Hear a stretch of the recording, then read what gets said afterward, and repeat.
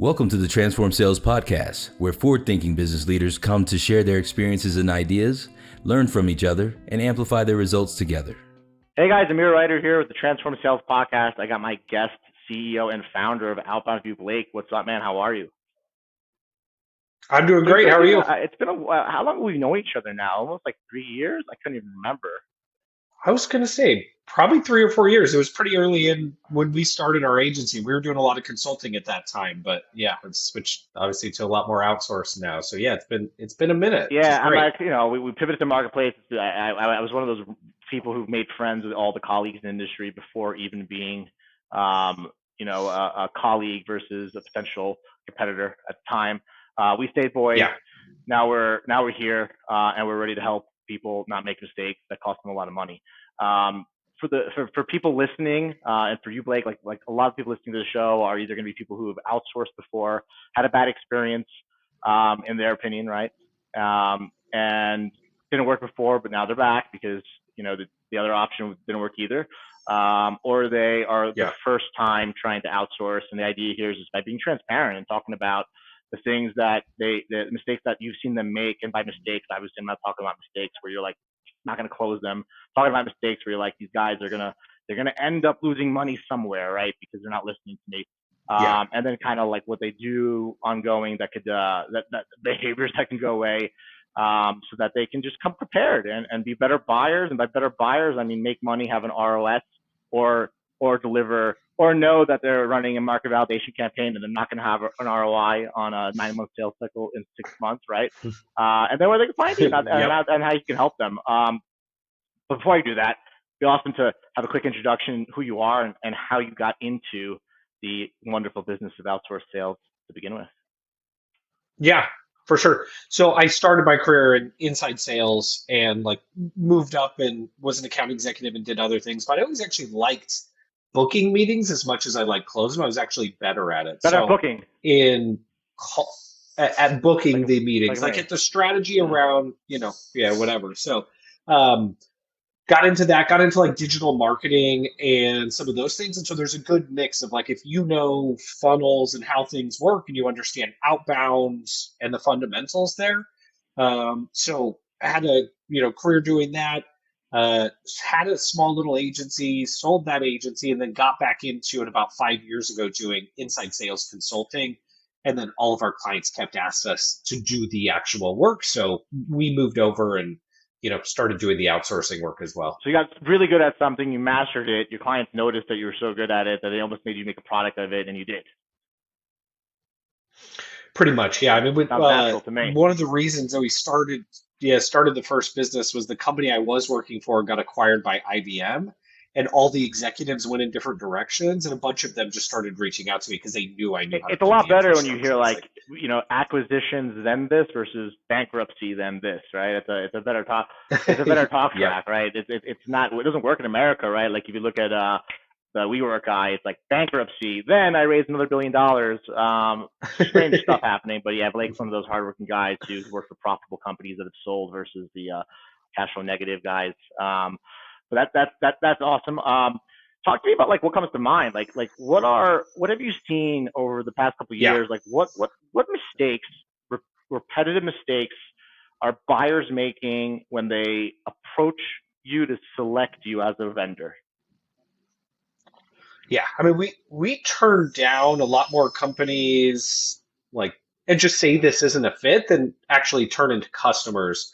There's a lot of things you can tell up front. Number one, like the number one flag is they haven't truly decided to make the investment. So like they really want to dip their toes in, and they'll say things like, can we do this for 2 weeks? Can we do this for a month? And you have to explain to them that either there's kind of two options: fully outsource it or build a full team, right? That's one option. You're investing typically tens of thousands of dollars at a minimum, or really dip your toe in it and do like email marketing. Like it's the in between that doesn't work. Like you can't, if you have a sales cycle of 6 months, you can't try an outsource agency for 60 days and it just doesn't work. So number one, they're usually not ready to make the investment. Then there's some just real basic ones. Like, if it's just a founder and there's no salespeople, they're usually in market testing mode, which is great. But a lot of times those founders think that these are going to turn into deals. So you really have to educate them up front on what's the goal here. If you have 2 customers and that's it, like we're in, let's get as many meetings and learn as much as possible mode. Like these aren't going to turn into an ROI in the first 30 or 60 days. So I'd say that's the second. And then the third is just the basics, crappy website. I mean, it's not like you have to have a brand to do this, but if you don't have anywhere to send people, you don't have employees, like there's no real business there, throwing a bunch of outbound on top of it typically doesn't help. Yeah, this makes all of this makes sense, right? And to unpack the first point that you brought up, right? It's we build things called a budget, right? A forecast, a budget, right? Where we predict exactly what we're going to spend and what category and what we're going to make, right? So most companies, and if you don't, right, like, are you really a business if you didn't predict a forecast? Probably not, right? Like, you know what I mean? Yep. And you know that if you go and you look at the sales and marketing or sales and advertisement line, you're going to see 30, 40K a month for X month, maybe scaling up, and it's correlations with income, right? So you often plan for, they should plan for it, but then they actually buy like it's not there, right? They have a plan that says exactly what they can spend. Instead of saying, hey, I got this budget, this is what I need, can you do it in the budget? It's like they're negotiating a deal. And as if the more they go to the flea market and they grind you down, the more money goes back into the bucket, right? And that's not true. And that's just not how the world works, right? And we wish it did, but it doesn't work like that. So it's interesting you say that, because even when you go to a company, if you look at a Series A company or seed round, like the talk track of raising money is, you give me X, I burn negative, you get paid back, higher multiplier in 10 to 15 years, right? And then all of a sudden, there's this weird tendency to want an ROS, return on sales, on income. I spend $1, get $2 back. But they're telling investors, give me $1 million because I'm going to make you $100 million in the future, right? And then they're trying to not actually build their team. And I guess my question is to you, is this ignorance or like is it that the CFO isn't sharing this with the VP of sales? Is it that like the people doing the buying just don't even have the training, the experience to understand the budget and to understand the program? Like, where is it coming from? Yeah. We see it a lot when you get somebody who's worked at a big company and goes to a smaller company, which, they're used to having not unlimited budgets, but you can constantly pull money from different places. And when you're a 20-person startup, like that's typically not the case unless you've raised a ton of cash. So I think most people just don't understand. I mean, not only just sales broadly, but like calculations, like that what they do can be put in a spreadsheet and they can start to predict it. It's a lot of like art versus science. And so outbound is even worse than that. Like if you don't understand the overall infrastructure and you're a founder trying to do this and you've never ran a big team, then that doesn't work. But then if you add outbound on top of it, nobody knows how to do outbound correctly. I mean, very few VPs of sales know how to do outbound. So then we get a lot of questions like, look, we get inbound leads and they convert like X, Y, or Z. And I'm like, well, there's very few programs where you can run outbound where it will convert at the same level of inbound. So like set your expectations correctly. So it's just constant expectation setting, mostly because they just don't understand fundamentally how it works. It's like, okay, you're setting 10 meetings a month. Well, 1 or 2 of them are no showing. A couple, may reschedule. You have good meetings with 30% of them. Those move to the next step. Like, how good are your account executives at moving people through the flow? Like through the sales pipeline when it's outbound is way different than I got a lead they want to buy. Now I can convert them quicker. Like it's a whole different, it's a whole different animal. And I think it's just, it's a whole different animal. And I agree with everything you're saying, right? There's a lack of understanding of the financial plan, a lack of understanding of what's really happening under the skin of outbound. It's as if they're measuring meeting and revenue, but they're not really aware of views, clicks, awareness, consideration, right? Who downloaded. It's like, this doesn't count. If you're an SEO and you're a marketer, this is all I talk about. I don't talk about the ROI. You're here, right? Does outbound generate inbound? Of course it does. If you send someone a call, email, LinkedIn, they'll click something, they don't take action. They're a freaking inbound lead, right?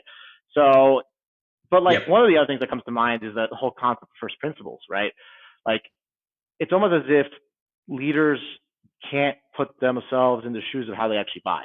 Because there's nobody, I'm sure, that talks to you who receives calls, receives emails, just jumps right into a buyer cycle, right? Unless they're about to sign something else and they're like, thank God you brought this to me. It's 50% cheaper than I was about to buy. I didn't know it, right? And all the features, right?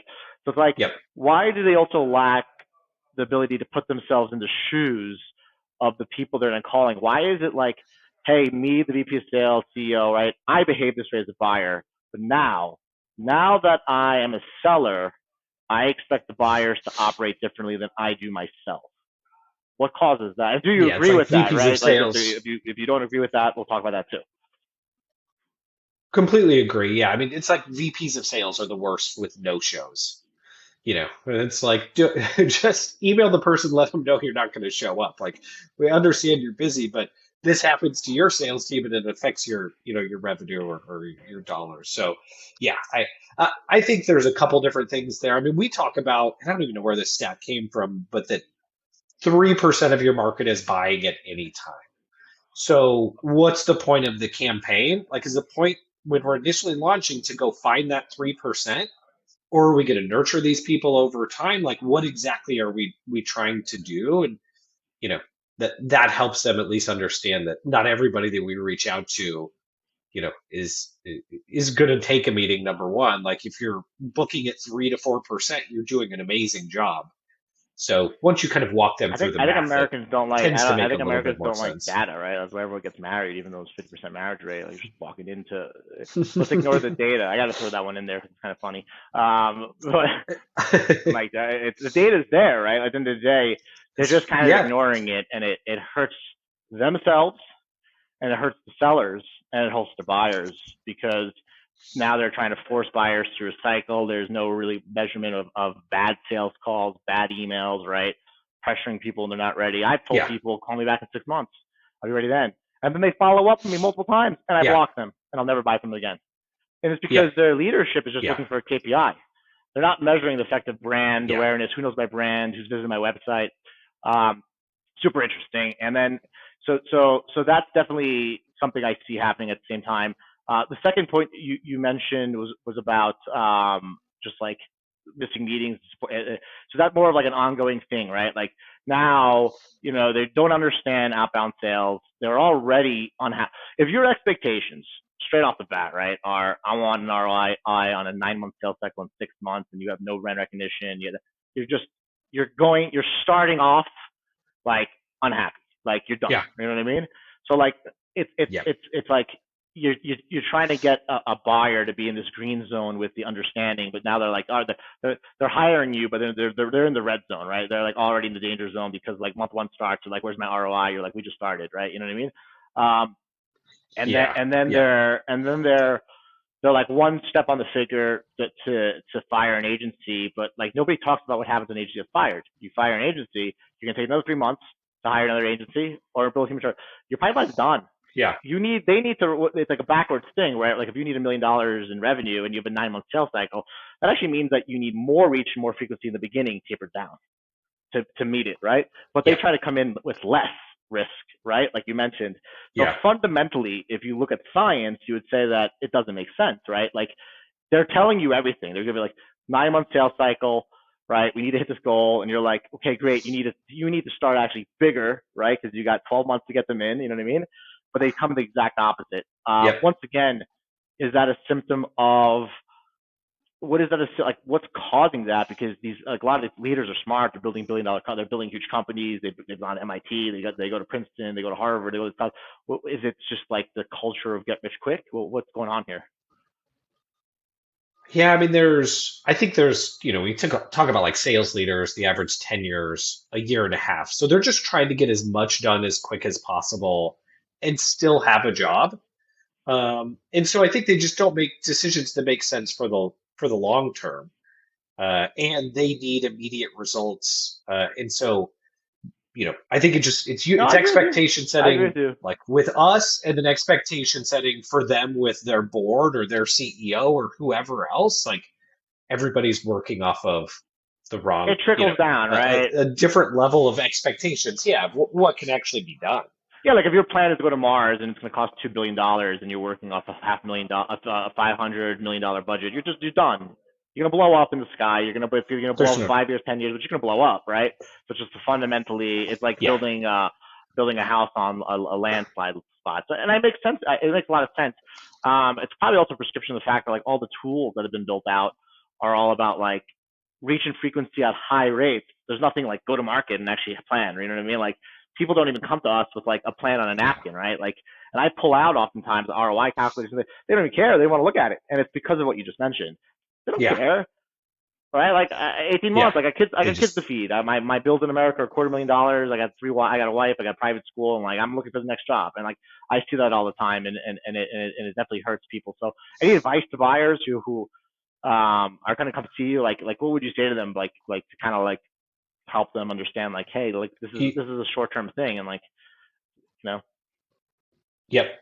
It's, when we can get like the VP of sales and the VP of marketing on at the same time, or it's not like one of the things we see is we get siloed. Like marketing reaches out and now we're only dealing with marketing, but we don't get to talk to sales, or sales reaches out. It's like when you start to go down one silo, you have no idea what the other silo is thinking, and just having everybody on the same page before you move forward, like that leads to tenure for us. Like we don't make very much money in the first couple months of a contract. Like we make money for by keeping them around for a Yeah. year. You know what So, they're not, making sure that thinking everyone like? agrees, like They're not thinking like that man over your right shoulder. that is correct. Yeah, there is no long-term thinking at all. They're not thinking like Mr. Warren Buffett, right? Time in the market cures all. And time in business development cures all if it's done the right way, right? There's a difference between If it's being locked in a long-term agreement, or like it just ain't working. Like there's like, it's definitely no hope. Versus keeping like braces, right? yeah, Like you wear braces, you don't get instant results. It's the constant pressure on your teeth that put them straight, right? So it's like, yeah, what do you think let's just talk about like, you don't do contracts, you do contracts. I know, and I'll call it out right now, that when we were a service company, our happiest clients were in 12-month contracts. They visited us, they flew down, they treated the team like they were their team, and they got what they wanted, right? I did also let people out of contracts, even though they were signed up, if they had no market validation, no market fit, because it's no point. It's not fun for an SDR. He's like, is ain't going anywhere.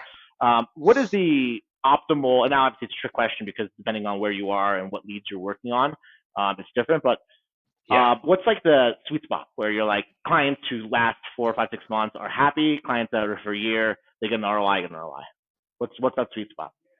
I mean, we talk about just getting to break even as fast as possible with all of our clients. So it's like a mix of, let's go, whale hunting for really big clients. Let's mix in some smaller ones is kind of the goal, is just to get them to break even as fast as possible, number one. But if you're not going to give it at least 3 months, you should see an uptick between months 1 and 2 and 3. Like it should keep going up. But if you're not going to give it that amount of time, just spend the money elsewhere. Like go do paid advertising or spend it on something else. Like it's really tough to get a lot done unless you have a like one call close type of business, or extremely transactional business to tell what's working. Or you connect with 3%. You just said it, right? That's a needle in the haystack, right? Yep. I'm like exactly. 0.001, but 3% is still pretty low. I'm like, right? You know what I mean? Like, unless they're giving you the data, here's the 3% who's buying. We spent millions of dollars on 10 data, right? And that's not even a home run, right?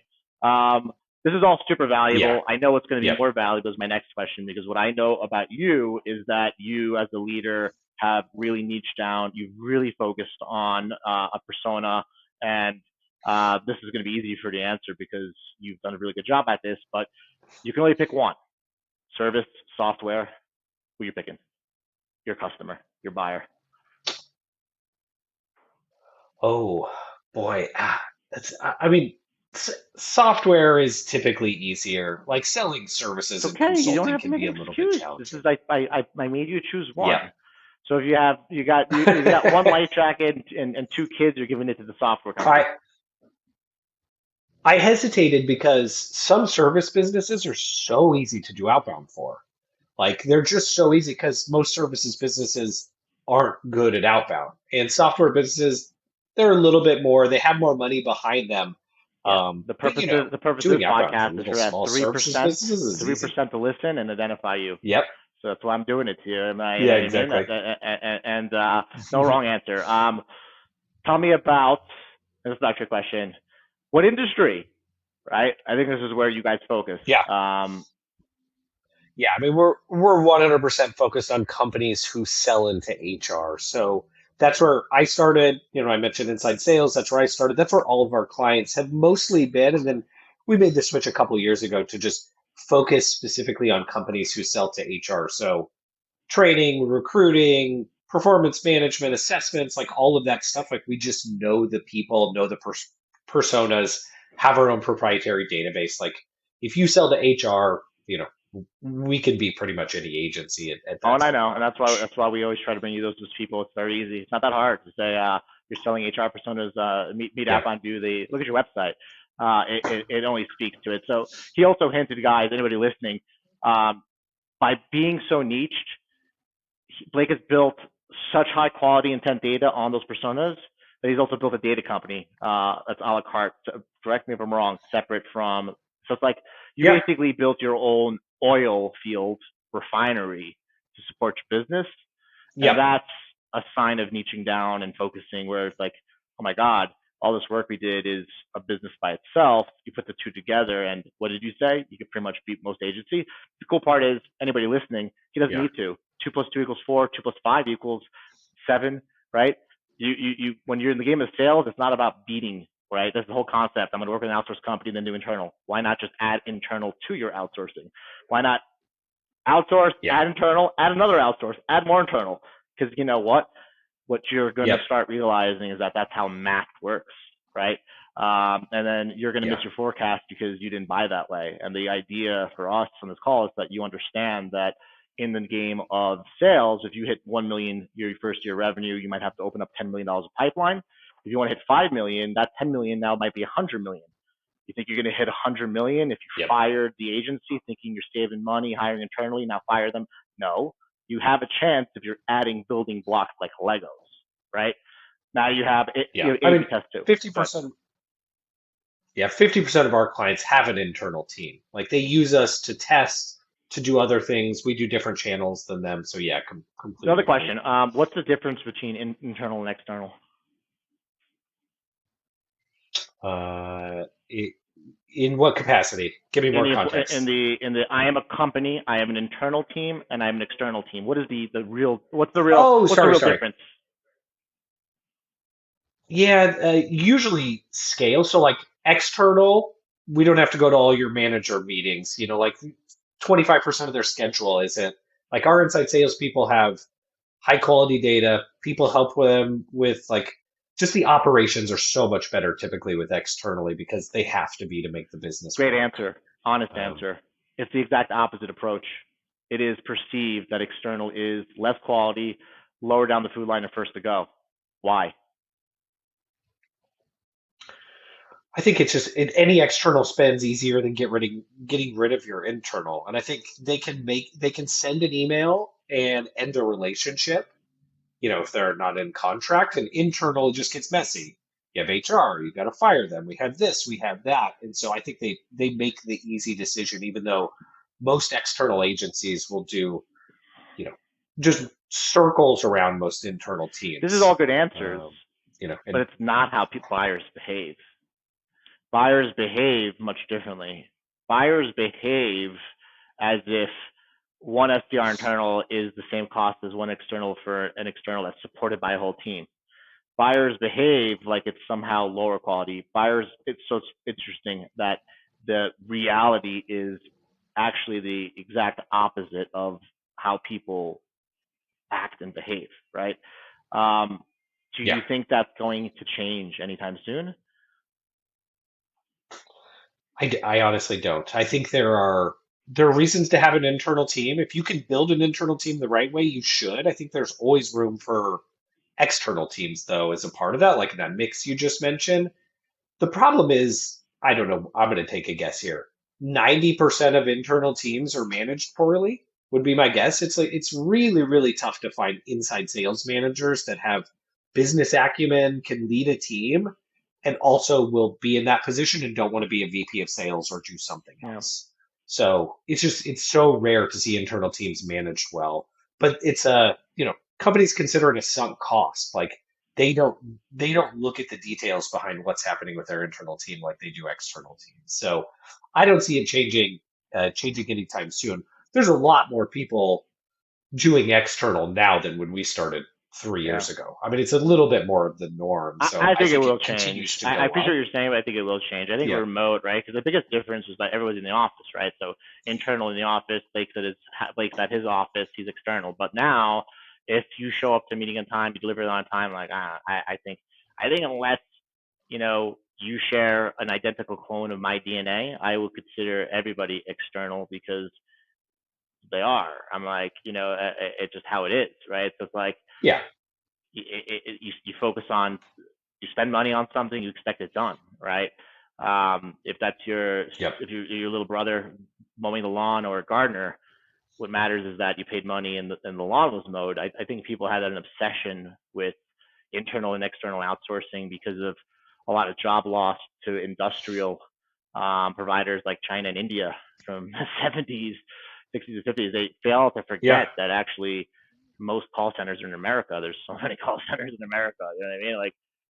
It's like this whole blindness where it's like they just kind of think it's like a political tool, right? And I think those borders are going down, and I think that leaders like yourself will be able to help people get to the next level so they can reinvest their money well spent. Because the idea here is like you want an internal team, great, like plenty of account executives to hire, get your coaching from 10%, get your closing from 10 to 20%, right? There's not like a lack of work to do on your way to 100 million in revenue, right? You have plenty of things to do.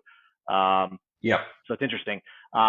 Blake, I love your focus, and like for me, um, it's it's it's really good seeing it because I know confidently that if you are working in the same space, by same space, selling to the same points for years, you just have a competitive advantage on 99% of people out there, whether they would like to admit it, right? For those people Yep. who are selling to HR leaders or HR related space, how can they find you? How can they set up a call? Where can they digest your Yep. content and learn more about you and OutBoundView and all the awesome stuff you guys do? Yeah, you can go to outboundview.com is the easiest. You can find me on LinkedIn if I can manage through like the LinkedIn inbox and, catch the message. Outboundview.com is probably an easier place. And then we have a weekly newsletter called Prospecting to HR that I we want send in. out. Why can't I get the And newsletter? you can get to that. It's basically just tips on how to prospect to HR. It's not not a fancy name, but you can get that through our data company site, which is talentview.co. So yeah, you can find me online. It's pretty easy. Dude, you are easy to reach. You're super helpful. I wanted a newsletter. Everybody who tuned in today, this is Blake Johnston, Transform Sales, signing off. Appreciate you guys for listening in.